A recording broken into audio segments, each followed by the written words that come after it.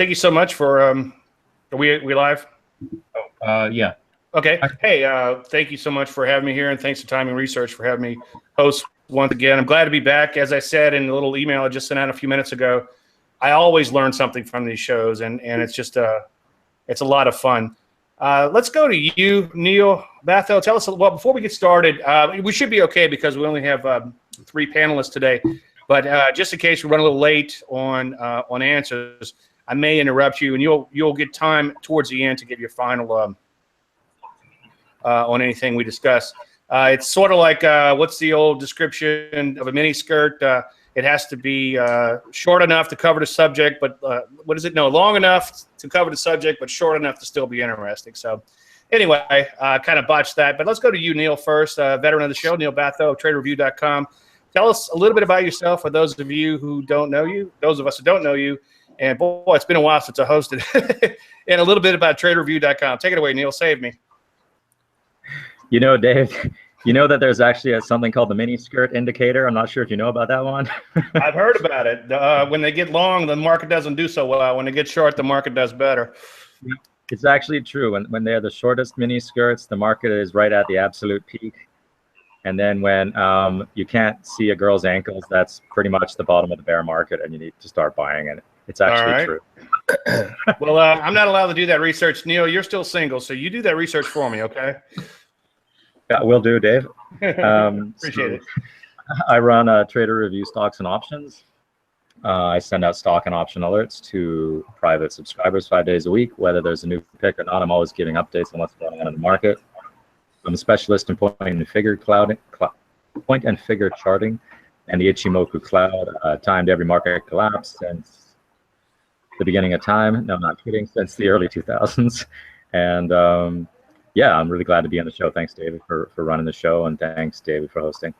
Yeah, glad to have you back, Neil. I'm always excited to see your own when I'm hosting. Seems like that's a coincidence usually. Larry Gaines of PowerCycleTrading.com. Tell us a little bit about your trading, and tell us a little bit about PowerCycleTrading.com. To you, Larry. Okay. Well, again, thanks for having me here today, and enjoy these sessions. Yeah. So PowerCycleTrading.com. It's a trading educational site where we specialize in directional trading using my trading model, and then combining that with the use of options for managing the trades and risks. So like to focus on options and directional trading. So that's what we're all about at PowerCycle Trading. So I've been trading for a long time, over 3 decades, and been in pretty much all the different markets. So it's a lot of fun. I enjoy teaching, and I've got a lot of different things to pass on. So thank you. Cool. Glad to have you.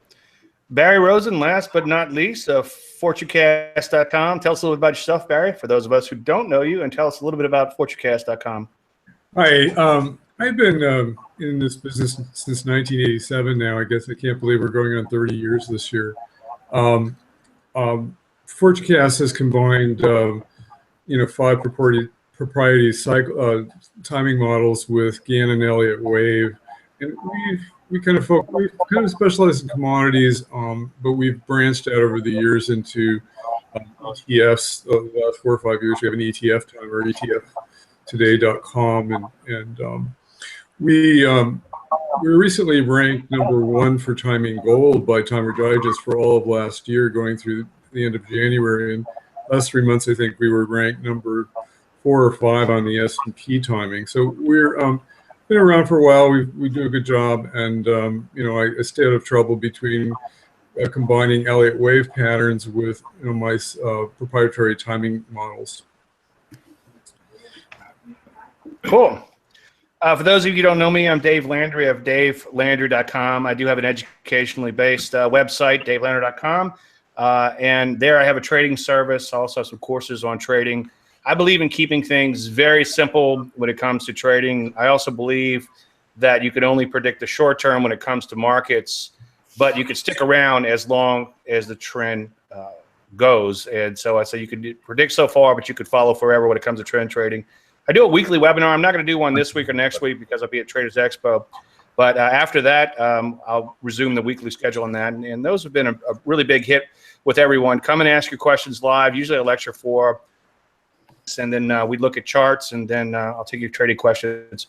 So that's about it for my website. Neil, let's go back to you. And what direction do you think the S&P index will move from, I guess, today's open, which is Tuesday, to the close on Friday, February 24th? Dave, hold on just a second. Dave Aquino, are you with us? Yes. Sorry, guys. Oh, okay. I apologize, Dave. I got in here a little bit late, and I am here now. Would it be okay to just introduce myself? Just a couple of... Oh, absolutely. Tell us a little bit about yourself, and tell us a little bit about ValueCharts.com. Take it away, Dave. I appreciate it, Dave. Thank you. Again, my name is Dave Aquino, so we share something in common. And I am actually now, our company is now called BasecampTrading.com.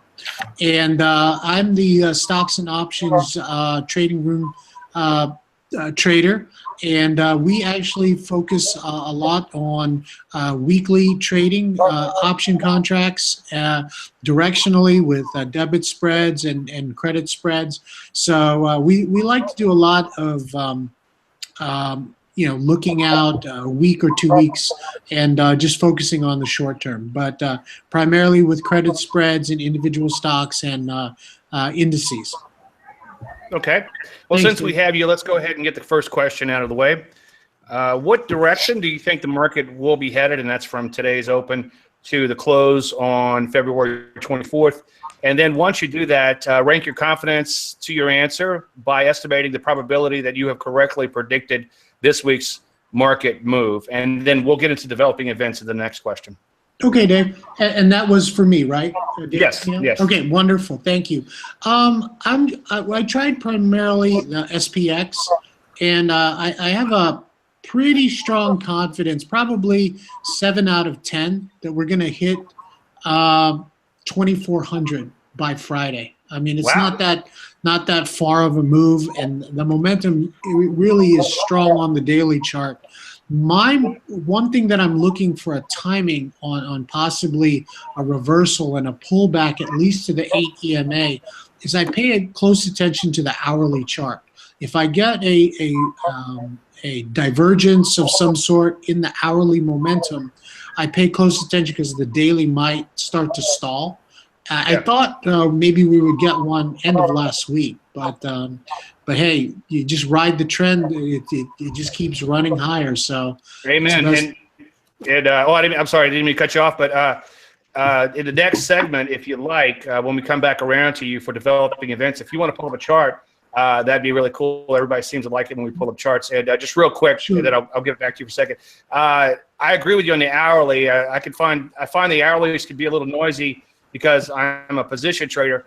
But when the market begins to sell off a little bit, especially from all-time highs, I have a pattern called a bow tie that I like to look for. And maybe when we get to the charts, I'll pull that up. Perfect. But anyway, go ahead and finish your thoughts on the up, down, and percentage. Correct? No. I think I definitely agree with you. Again, every time I think a thing is going to pull back, though, that's my main thing. That you have to pay attention to the smaller time frame inside the bigger time frame. And like I said, 60-70% chance I think is going to go higher, 2,400 by the end of the week. Cool, awesome. All right, Neil, same back question, same back time. You know the routine, same back whatever. Yeah, I really agree with looking at small time frames in accordance with the big time frames, especially when they're in the same direction. You can put smaller in the same direction as the bigger. But probably going to go with up for the week. And are we explaining it now, David, or are we going to go into that? That'll be the next segment, yeah. Okay, so yeah, just going to go up for the week. Okay. Maybe percentage. Go at about 65%. I don't want to go too high because, well, that's for the next question, right? So. All right, we'll get there. You like me, getting excited. All right, Larry, let's go over to you. What direction do you think the market is headed by Friday's close? And what percentage correct do you think you have predicted that move? Okay, I'm going to take the opposite point of view. I'll say it's going to pull back here going into the end of the week. So, and I give that about a 65-70% chance. So just basically think it's overextended, and it's, I was looking for a little bit of a pullback last week. I mean, super strong trend up, but overextended in my opinion. based on the trends. Cool. All right. And if you want to share a chart on your next on the next one, you might already sharing one. We could do that. Barry, let's go to you. Same question. I'm looking for the market to pull back this week. I'm looking for about a 34-point pullback on the S&P cash. I've been looking at 2369 on the S&P cash. We had 2366 this morning, and the patterns look like we're going to pull back about, just about 33 points over the next couple of days, probably into Thursday, and then, continue higher into next week. Looking for about 2396 on the cash before we're done, and I think that may come in by next week, by March 1st or so. Usually we get a seasonal fall in March, and we're going to get, as we get up toward 2400, I think people will finally kind of bank some profits. Okay, cool. All right, I think that we're headed higher, and I'm not using any complex formulas or anything other than the fact that the S&P is banging out new highs, and we'll take a look at that in 1 second. And I'll give myself about a 65% correct on that. Just real quick before I forget, I believe that the way to trade is to look for inefficiencies in markets, and that's why I'm mostly a stock trader. But I do occasionally trade efficient markets such as Forex, and I think that inefficiency comes along, and Dave kind of reminded me of this, Aquino, is that when you have like an hourly chart that makes a transitional pattern off of an all-time high or an all-time low or a multi-year low, and then maybe I could flesh that out a little bit in the next segment. So as far as the hourly charts, I think they can be very useful in efficient markets such as Forex, and then also something like the S&P, because it obviously is also efficient. Dave, let's go back to you. Am I saying your name correctly, Aquino? Yeah, Dave, that's Aquino. That's fine. Yeah. Okay. Yeah. All right. Got it. The next question is going to be about what developing events. Let me read it verbatim so I'll make sure I get it right. Please share your specific reasons why you think the S&P will be headed higher this week. And if you want to use charts, feel free to do so. Sure. I mean, we can actually look at the charts also, but I'm just looking at the calendar. I mean, we're coming at the tail end of the earnings season, and everything has been as expected. I mean, everything's been, you can think of it also as not only were the numbers okay, they were, pretty good. Looks like we're still recovering in the economy, but also there's a lot of positive hopefulness, with the new administration and what may come about with, tax laws and everything going into the future. So the market is just going to push higher.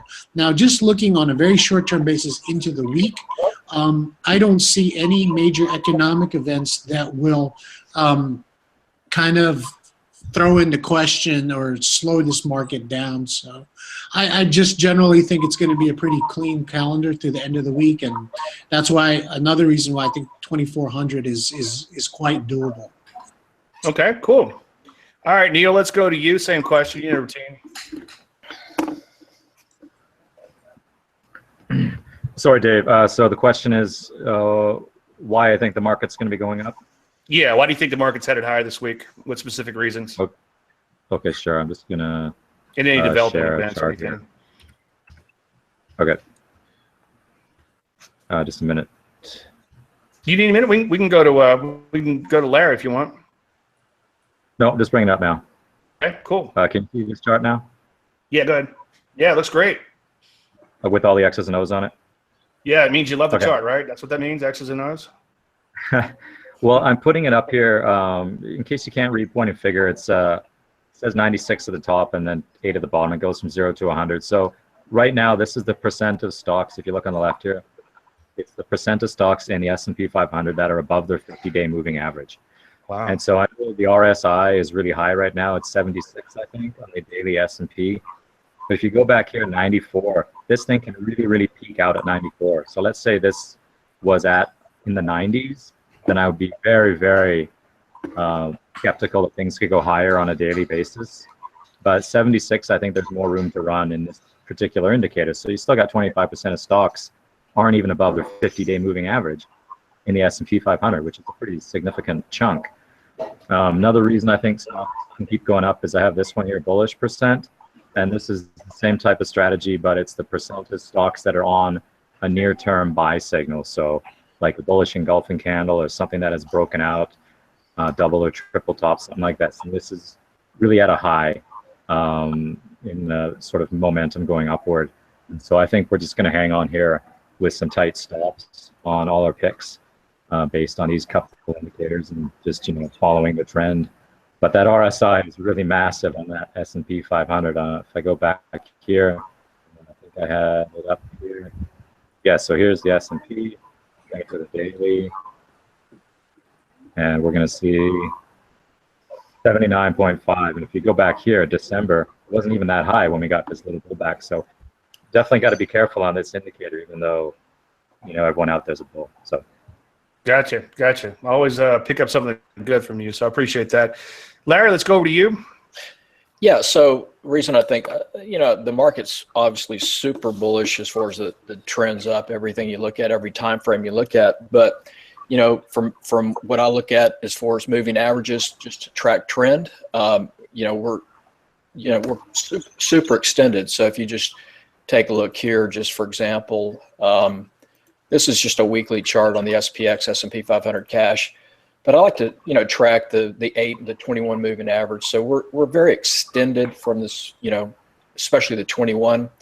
And so I think that we're going to either, I think we're going to start to stall a little bit. That doesn't mean that we'll crater, but I think we're going to stall out a little bit, let the moving averages catch up, or have a little bit of a pullback in price. Plus, we're getting pretty close to a Fibonacci target. If you look back to the low in February, the 8th, and this is a really strong seasonal pattern as well. You have a seasonal trend that starts in February, but you can see this extended up into April. So if you just take that measured move, that target comes in right here about 2380. So that's kind of my upside target, but I think we'll start stalling in here. Also next Tuesday, you've got Trump, speaking to the joint sessions of Congress, and you could see a little bit of a squaring up some books, profit taking a little bit, neutralizing positions, stuff like that, going into that address next Tuesday. So that's the only reason. But I mean, the general uptrend is very strong, but I just think the market needs to, digest some of the movement. Yeah. I mean, that pullback is coming. We just don't know exactly when, but I hear you. It's on its way. Barry, same question. Well, I think we have FOMC minutes tomorrow. I don't know if that's going to be a catalyst. I mean, I was just looking more closely. One thing that's kept me out of trouble the last month is I kept looking at NASDAQ patterns, which are just so strong. And NASDAQ futures are projecting over 5,500, maybe 5,520. So until we get up there, I'm not really looking for a major top. But short-term NASDAQ is projecting 5,382, and we could get an 80-point pullback on NASDAQ based on patterns in the Elliott wave.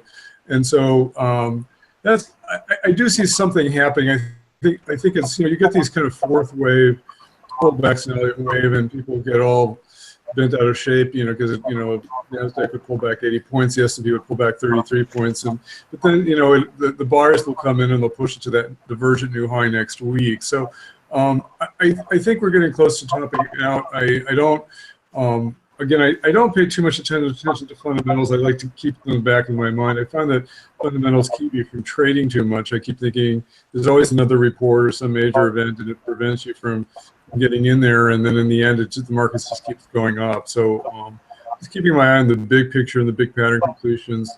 2396 on the S&P and maybe around 5520 on NASDAQ, and I think we'll hit that in early March, and then we'll get an 80-point pullback on the S&P, and people think it's the end of the world because but that's really nothing, Yeah, I hear you. I like what you said about you often say confuse the issue with facts, but if you start adding fundamentals and just a general statement too, there seems to always be a reason to exit a trade or not get into a trade, and rarely a reason to stay. So you end up with an analysis paralysis. So I agree with you on that. I am 100% technical trader. So let's take a look at the S&P 500 real quick, and hopefully you guys can see the chart. If you take a look at the S&P 500, obviously we are continuing to bang out new highs. I agree with, I think Larry said we're due for a pullback, and I can't disagree with that, but my nickname in the industry is a trend following moron. And this big blue arrow, which I'm known for drawing, has kept me out of a lot of trouble. And my mantra is, as long as the market is at or near new highs, err on the side of the longer term trend. And you can see that we just kind of hovered around here for a while. We took off, came back a little bit of a fake out type of move to try to shake the tree a little bit. And then we took off again. And the other thing that you really need to look at with this last leg here, and we'll take a look at the NASDAQ in 1 second too, but notice the persistency, meaning that it tends to go up day after day after day. And even shorter term persistency, easy for me to say, could be very powerful. Mathematically, that's equivalent to linear regression. But I just prefer to draw a line through the bars. And you can see that the NASDAQ has made this nice thrust, pullback, thrust, pullback, thrust, pullback, rinse, and repeat. And so far, it's been a very nice trend. And also, it's very persistent, too. So my prediction of the trend is just based on the fact that we're at new highs. Sooner or later, again, we will need a pullback in here. And then one thing that who was pointing out earlier was that Dave was pointing out a 60-minute chart. Let me just show you that real quick before I forget. If you do take a look at an hourly chart in these more efficient markets like Forex and the S&P 500, it will turn, obviously, on the hourly first. Now, I don't watch this in stocks because I'm looking to capture a longer-term inefficient move. But if you notice, when you'll have these bow ties down when the market tops out a little bit, and it's not too, it didn't really drop too much from the last one. But I would keep an eye out for when we have a bow tie down. We could see a pretty serious pullback from that. But for the meantime, don't worry about it. For those of you who don't know the bow tie, it's just a 10 simple, a 20 exponential, and 30 exponential moving average. So I wouldn't rush out and trade the hourly on that. But if you felt compelled to fire off a day trade, then by all means, if it did roll over in an hourly, it probably could set up a nice little counter trend trade, which is not my forte. But I do like to do somewhat counter trend trades in something like Forex. But anyway, I think the market's headed higher because it's been heading higher. And, and I know that sounds like a silly argument, but that's what us trends followers do. And sometimes we have to be careful not to confuse the issue with facts. Okay, Dave, let's head back to you. By the way, a newer feature to this show is a trade of the week. So if you guys have a trade of the week, start thinking about that now, and I'll circle back to you to see if you have anything on that. So, Dave, we'll go back to you to ask the question of the week. And this is a good one. So I don't know who came up with this, but I like it. What have you learned that you did, David? Yeah, I'm still here. Go ahead, Dave. Too many days. What have you learned that you wish someone had told you when you first started trading or first became interested in trading? The one thing, because we do in addition to workshops and things like that, we do mentor serious traders that are really interested in making this as a full-time, whether it be as an independent or professionally. The one thing that a lot of our traders have a difficulty with, and I did at the beginning, was a problem with being right. A lot of times people come in with a lot of success, either from business or intellectual pursuits, and they're used to being correct. But you quickly figure out that you're never going to be always correct with the market. What's important is that you kind of understand the way the market flows. And, Amen. Not to interrupt you, but I agree 1,000%. If half your patients died or half your bridges fell down, you wouldn't be an engineer or a doctor very long. Got it. Keep going. No, everybody on this call understands that. You guys have been doing this for a while. So again, that's the kind of the biggest hurdle I have to get traders past, because that's where a lot of their emotional hangups come from. The fear of loss, the fear of being wrong, the fear of not being a good trader, whereas they don't understand that's just the natural give and take of the market. So you have to be kind of, like Bruce Lee said, be like water, and just kind of flow with it. So I wish someone sat me down and really helped me understand that at the beginning. Yeah, and I like that wisdom from Bruce Lee. He once said, "I don't fear a man who has practiced 10,000 kicks once. Yep. I fear the man who has practiced one kick 10,000 times. So You got it. I'm kind of jumping ahead, but I'm glad you brought up Bruce Lee. Neil, let's hop over to you. What have you learned that you wish someone had told you when you first started trading or first became interested in trading? I guess probably that 80% of all stocks follow the market, and 80% of your gains come from being in the right sector. You know, the advisors out there have a sickness called diversification. Yeah. Which I think is just ridiculous. You don't need to sprinkle. I mean, you're a real estate investor, right? You're going to sprinkle all over the world? No, you're going to invest where you think is hot, what's hot, you know, and you got to buy what's hot too. And in the 2000s, you should have been in all internet and tech, and late 90s, early 2000s. In most of the 2000s, well, actually, we did do this anyway, but you should have been in oil and gold, nothing else. Why be in anything else unless it's hot? Yeah. So those are some few things. And another thing is really to go in the direction of the trend. You know, I mean, a lot of people want to be a hero and buy when the stock is falling. So you got all these trading quotes, right? So I got to say another one. Go ahead. Where, it doesn't matter how close to the bottom you catch a falling knife, you're going to get hurt. Yeah. So to quit trying to catch a knife on the way down, like, oh, I got hurt. Oh, I got to catch it again. You know? Yeah. So wait for some kind of bounce, any kind of bounce. And then, and you know what, here's another one.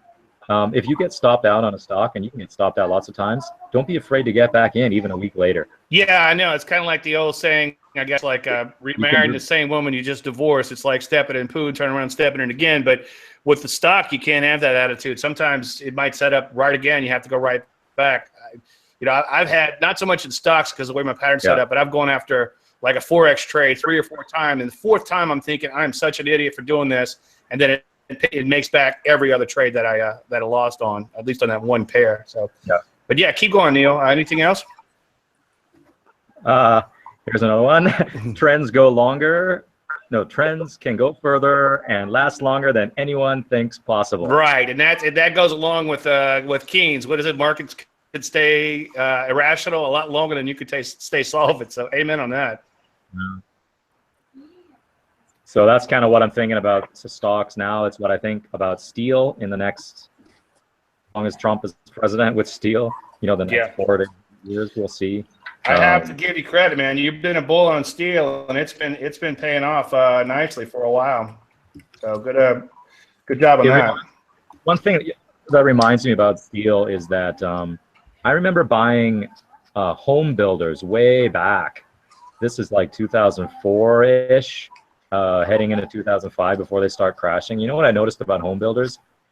The typical PE of a home building stock was 4. Wow. A year later, typical PE of a home building stock was 8.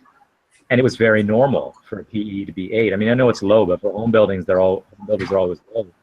So you can take, like, if you look at steel stocks, maybe what's a normal PE of a steel stock? It's maybe 20-ish. In a couple years, the average PE could be 40. It would be the new normal. But when that happens, of course, you got to be careful for the sell-off. But stocks go in the same direction as earnings, but their PEs can also have bull markets. And so you don't want to stay out just because the PE starts getting too high. You just sort of ride the enthusiasm as much as you can. Well, I use the PE a lot. I just don't use the denominator. I just use the numerator of the price earnings. That'll take a second to sink in. I don't get it. Price. I just use price. So, but I don't use the denominator. Price over earnings. I just use the price. That joke never works, and I don't know why I keep using it again. All right, Larry, let's go to you next. And then as you guys think of things, it looks like we got a good flow this week, so we'll circle back at the end. Anything you want to talk about, you'll have time to at the end to talk about those things. Larry, let's go to you next. What have you learned that you wish someone would have told you when you first started trading or first became interested in trading?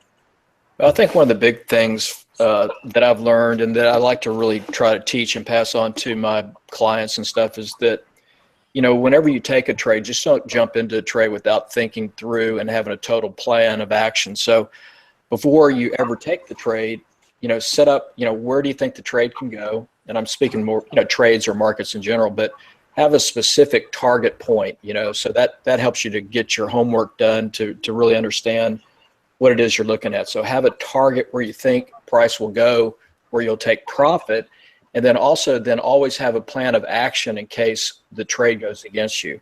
So what are you going to do when it hits a certain level? So kind of have that post line in the sand where something goes wrong. You identify a specific point, and then you take action at that point to either put in stops or to defend that particular trade. So to me, that's been such a helpful thing to take and incorporate in your trading, and it just eliminates a lot of the stress in your trading when you have an actual plan in place. So that's, to me, kind of very, very key.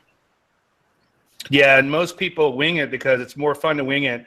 And one thing I thought about, when you make that plan, as soon as you make that plan, you have to plan that you could be wrong. And most people don't want to admit that they could be wrong, and that's a big problem that I see. So yeah, good points on that, Larry. All right, Barry, let's go to you next. I would encourage traders to get a longer term perspective, as long as they can take, whether it's 6 weeks or 3 months or a year or multi-years. I mean, I think I've learned a lot from my dad. I came from a very poor family in Chicago. My dad started buying stocks in the 1950s, and today he has a $3 million portfolio. He made it out of nothing because he's just held it for 50 years, and he just really kind of kept buying and holding, and the market doesn't always let us do that. But I think people get into this whole get rich quick thing. I want to, they want to buy 10 contracts and and make it and sell the S&P and get out in 2 hours, and stuff like that. I think you have to be patient and take a really long-term perspective with I'm encouraging my traders to become more investors, and that's why we developed our ETF timer, because you want to hold something at least 2, 3 months, 6 months, a year if you can. It's not, the market doesn't always let us do that, but you have to do the long-term research to get that perspective. And then the other thing is, I think you have to really kind of go with the markets that are moving the most and realize that that's where you make your most money. It's kind of like if you get a falling market, it's kind of like you put your rocks into a wet paper bag, because that bag is going to break quickest and you're going to make the most money. And the same thing with the bull markets. They continue so much longer than you think. I mean, I became a market timer because I just, people get so caught up in price and numbers. Oh, Dow's at 20,000. Well, that means it's got to stop there. Well, doesn't mean anything. It's really, time is more important than price, and time can continue on so much longer than people's numbers and psychological numbers that they get so caught up in. So it's really important to kind of get a perspective on time and get a longer term perspective on your trading. Okay, cool. Yeah, I mean, I agree with you 100% on longer term, except that I think you can only predict the short term, but we'll hold positions sometimes as long as a year, and sometimes even more. We had one stop out recently for low triple-digit gain or high double-digit, I forget. But we held it for nearly a whole year. I started working on an intro course back in 2015. I thought I would just crank it out real quick because, hey, it's just a few things you need to know to get started. And then I started thinking, okay, what if I would go back in time and talk to 30 years or so and talk to that younger punk version of me? What would I say? And then I found the course got bigger and bigger and bigger, but there were just a few themes that I came up with, and then I expanded on those greatly. Number one would be keep it simple, and I'll try to share screen on the fly here. I don't know if it'll work. But if you look at this screen I'm getting ready to share here, this is the actual back of my business card, uptrend, downtrend, and sideways. Yes, there's a little bit more to trading than that, but you would be shocked at the amount of people who send me charts who claim to be trend followers trying to make something happen in a market that is going the opposite way of the trend. So absolutely, you want to keep it simple. Going back to that Bruce Lee kick thing, I have 1 or 2 simple patterns. Email me if you want, and I'll show you what those are. Just do those, and I think you'll be successful once you master those. If you're not successful with with one pattern, you won't be successful with 10. So try to keep it simple. There's a bit of a I guess a dilemma, though. It seems like we all have to go on this grail hunt to realize that trading isn't that difficult. You kind of come back to the beginning, and that's a theme of a lot of my webinars that I do. We come back to the beginning. psychology. I can't emphasize that enough. I could show you a little methodology, something really simple, or I could give you an exact trading plan, and that's what I do every day in my trading service. And I've got people that some people do incredibly well with it, and some people just can't hit the side of the barn. And because they'll email me 6 months from now and say, Dave, I'm down 50% in this stock. And it's like, well, I never recommended that. And they'll say, yes, you did. It either the stock didn't trigger in the first place or it stopped out at a small loss, like I said, 6 months ago. So money management, psychology, money management will cure a multitude of sins. If you're only trading at a small size and you're taking profits and trailing your stop, it won't go to your head. And then one other thing, and then I'll try to wrap it up as quickly as possible because I can talk all day on this, but all trades will eventually end badly, and that's why the money management and psychology is crucial. At least the way I trade, looking to take a swing trade out and then trail that stop higher. You're either going to scratch out at a small profit, you're either going to flat out lose. I'm one of the few guys out there that will come out and say, you know what, you can lose money trading, right? And then, or you might capture one that goes for a whole year, but in the end, at the end of that 1 year period, when you do get stopped out, you're going to give up a sizable portion of those gains. But if you're not willing to give up some of those gains along the way, you'll never get to 100% trade, 1,000% trade, or even more. So you have to be willing to give up some gains along the way. And then, you know, like I think everybody else said here, that's one of the problems with this show, as they said, it's not enough controversy. I probably agree with 99% of everything that's said here. But everything that's said today as far as going back in time, I fully agree with, and just realize that you're not going to be that right, and that's the problem. And I think Dave said it first, the transfer of success. You become a successful doctor, and it's like, okay, well, let's become a trader. Well, doctors forget they went to school for an awfully long time, and then they had to practice a residency for a while, and then they became a doctor. They automatically think they could transfer that success over to trading, and it just doesn't work that way. And then one other thing, getting back to quotes, which Neil seems to be all over today. Here's one for you, Neil, which I know you know. We're trading traders, not trading markets. And so you have to realize that. And it was Douglas who once said, Mark Douglas, the late, great Mark Douglas once said, all it takes is one a-hole to screw up a perfectly good trade. So you've got a great methodology. Everything looks great. And then the selling of one person, the fat freeing of one person, or multiple persons could screw up a perfectly good trade. So lots and lots of stuff, but the bottom line is it's not rocket science. Keep it simple, find one little simple thing, and then build on that and realize that the battle is often from within. All right, that's about as short as I can make that. Sorry, guys. Okay, let's go back to you, Dave. Larry got bored and walked away. Do you have a trade of the week that you'd like to show everyone? And if not, if you have just a little tip or you want to add on something that we talked about, that's always welcome too. That's great, Dave. I actually do. I want to share one really quick with you. Hopefully you guys can see my screen just fine. We actually traded NVIDIA right after earnings. Buy the rumor, sell the news right in this area on the daily chart. Crazy thing is, I remember when Apple did this to us about 2 years ago. You had a great earnings. We pop up, we gap up $2. I think it hit like almost 121, and it just immediately proceeded to fall all the way down to the 50-day EMA right here over the course of about 6 days. Now, kind of running ahead of what I wanted to show you guys, but you see we're up 3%. Just based on the company itself, I think it's a great, people are trying to buy it on the dip. So I'm actually looking for NVIDIA to pop back up here to 115, possibly by the end of the week, maybe sometime next week. But NVIDIA with artificial intelligence and their graphic processing units being used by all the major companies, you know, NVIDIA was a bargain on Friday and a little bit less of a bargain today, but I think NVIDIA has capacity to maybe go up to 115 over the next couple of days. Artificial intelligence, is that making a comeback? Yeah. No, I didn't mean to a joke. I mean, I remember when I first got into this, and that's one thing I tried studying really? artificial intelligence. Oh and fuzzy yeah, logic. yeah. When you talk about when you use your iPhone and you're talking to Siri, you're talking to Alexa, you're talking about all that area. I mean, that's all artificial intelligence. That's really? all. You know, the computers are processing all that information and responding without human interaction. So a lot of the processing units on those computers are basically just like graphic cards. Oh, cool. So NVIDIA's kind of the leader of the pack there. So that's why I think it's, you know, people buying the dips right there. That's what I'm thinking.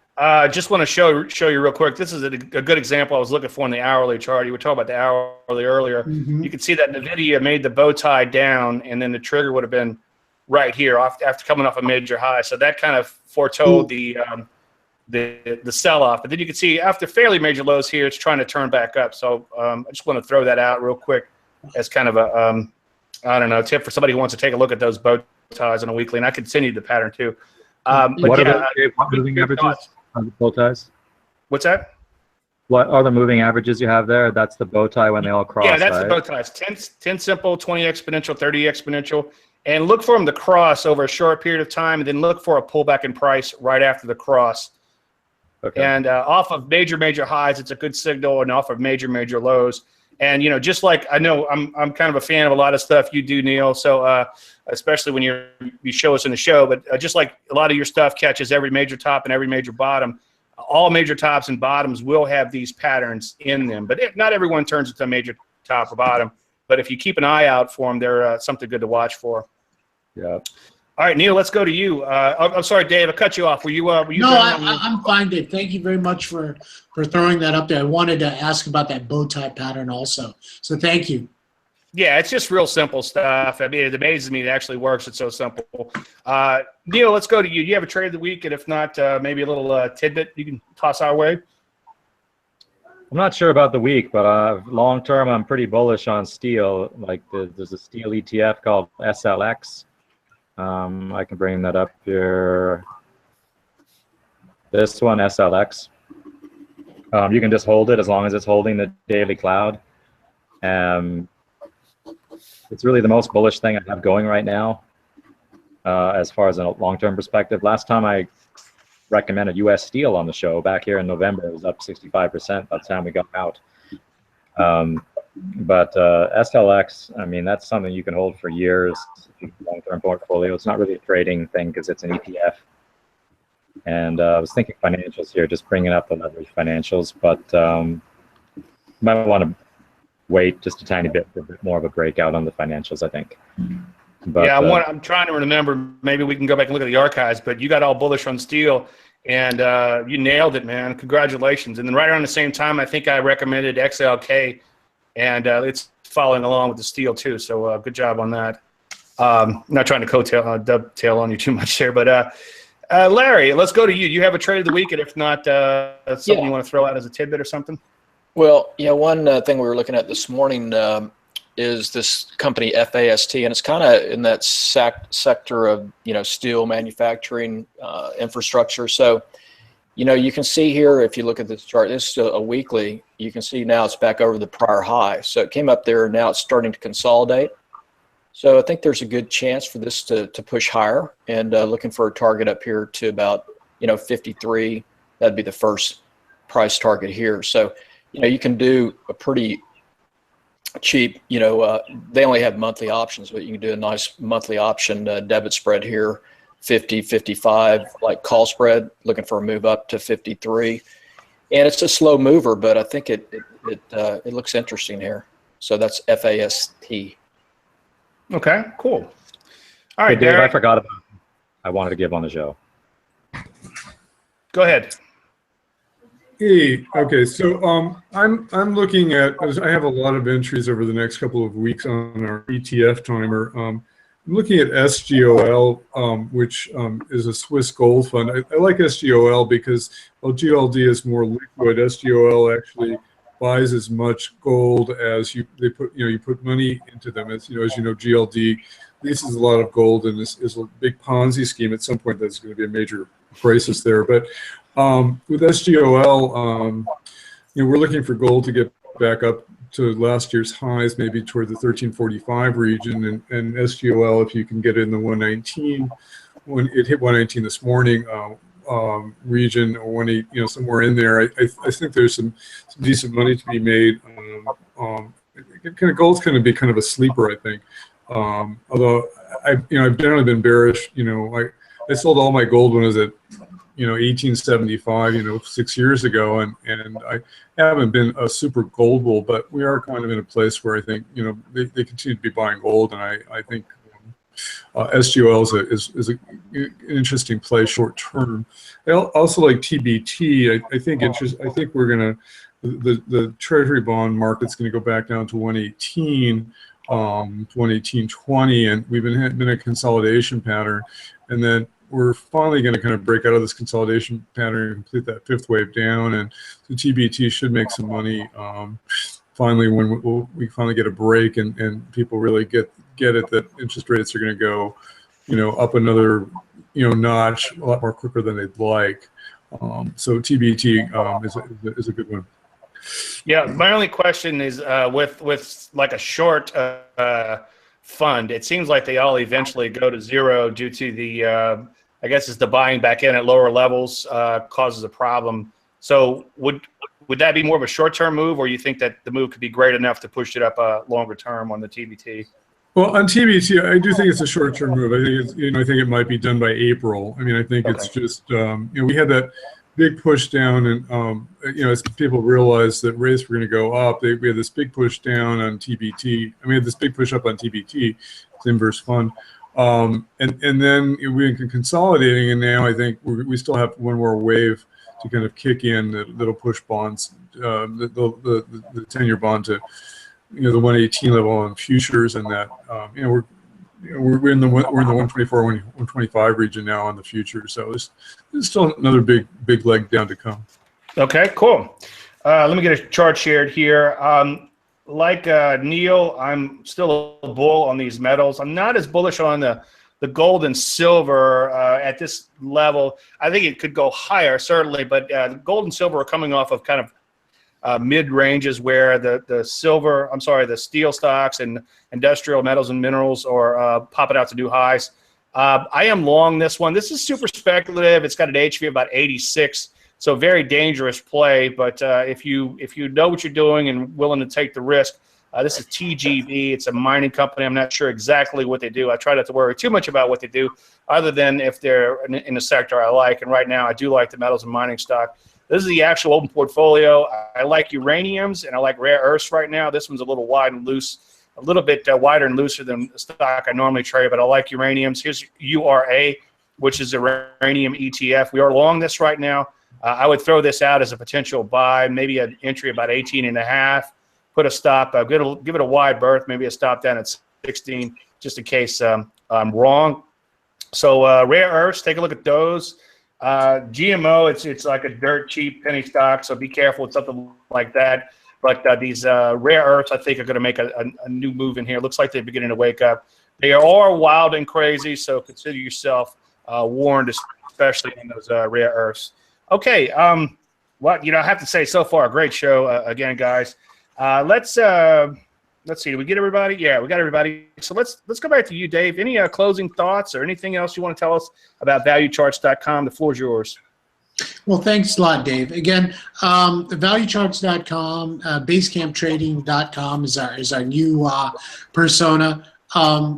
Really enjoy working with traders and developing them as like I said, professionals, as managing their own portfolios, taking advantage of being an independent trader and developing that independent thinking.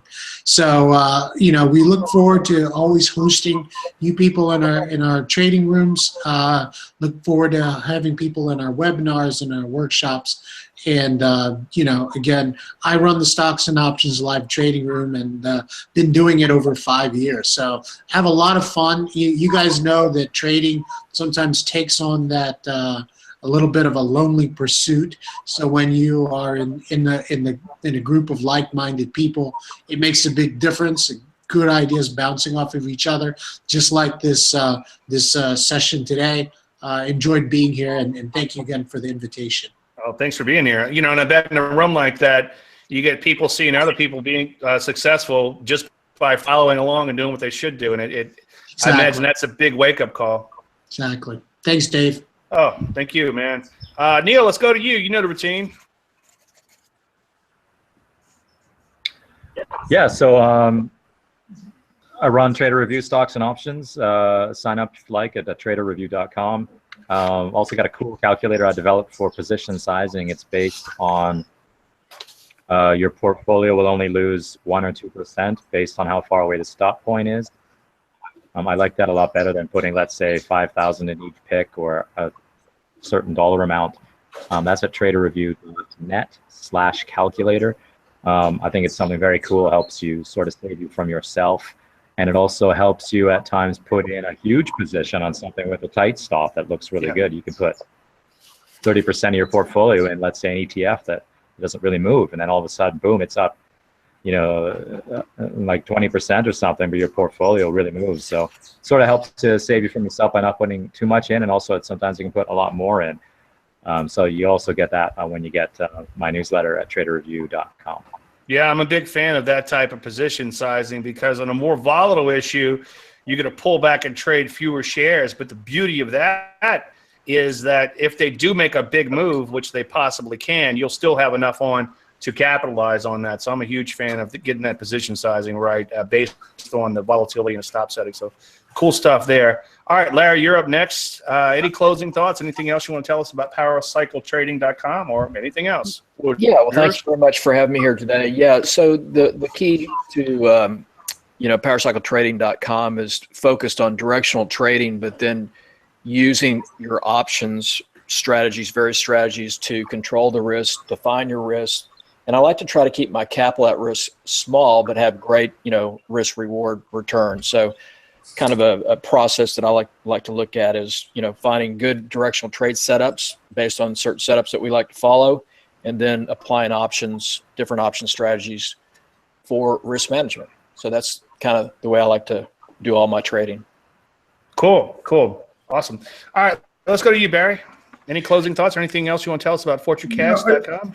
Yeah, FortuneCast.com. So first of all, you can get, for those of you who are short-term traders, we have our financial timer at commoditytraders.com.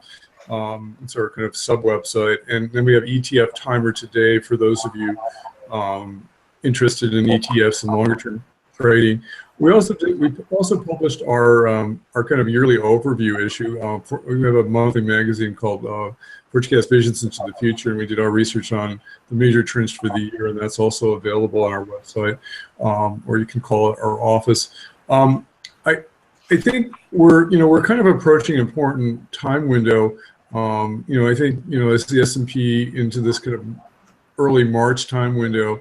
And so I think we're going to have kind of a break, and things that have been kind of trending are going to be kind of switching directions. I mean, the dollar's been looking great, but then, it put in a reversal signal last week, and now we're going to get some type of divergent high, and it's going to be setting up for kind of a fall into April, and stocks are ready for an 80 pullback on the S&P, and a lot of things kind of setting up the next week or so as we get into March 1st. Cool. Okay, looks like it's back to me or down to me. Dave Landry again, DaveLandry.com. Keep it simple when it comes to trading. If you go to my website, I have free reports. I also have free videos on the patterns I showed here today, such as the bow ties, and then I think I might have mentioned the TKO. If I didn't mention it's the trend knockouts on a TGB pattern. I am working on an intro course, which I think is going to be pretty cool. And one thing I realized is like 90% of what you'll ever need to know as a trader, I think, is going to be in that course. The other 10% is just some details, and then maybe getting a little experience in and working on your stock selection a little bit. But other than that, I think my methodology is such a simple one. I think it can be taught, and so far I've worked with many hedge funds and then thousands of individuals, and everybody seems to be happy. So anyway, DaveLandry.com, check it out. Come to the weekly shows. No show next week. I'll be in New York. If you're from New York, come to Traders Expo. I have a free session and a paid session. Would love to meet you there. Anyway, I think that's pretty much it. I have to say, and I know I say this every now and then, but this is one of the better shows, and just a great show. I've learned a lot as usual, so thank you guys for being here. I'm humbled that I was able to host today, so thank you guys. I appreciate it a lot. Let me go ahead and turn over the show to back to the creator, David Kosminer. Thanks for having me host once again, David, of Timing Research, and then I'll let you go ahead and wrap things up. So thank you. Yeah, thanks. Thanks for being here. Thanks, guys. Great show. Just want to remind everyone watching to be sure to hit the subscribe button, or the YouTube subscribe button, so you make sure to get updates for future shows. Also, you can go to TimingResearch.com and download any of the past reports or watch any of the shows there. I've also started making the audio from the show available in MP3 format. So if you want to download it and listen to it in your car or whatever, you can do that now. Be sure to join us next week. We'll be back on Mondays, or on Monday, February 27th. Barry Burns, John Thomas, AJ Brown, and Anka Metcalf will be here. And just want to thank all my guests again for this week. Dave Aquino of BasecampTrading.com, Neil Batho of TraderReview.com, Yuri Gaines of PowerCycleTrading.com, Barry Rosen of FortuneCast.com, and Dave Landry of DaveLandry.com. Thank you. Thanks, David.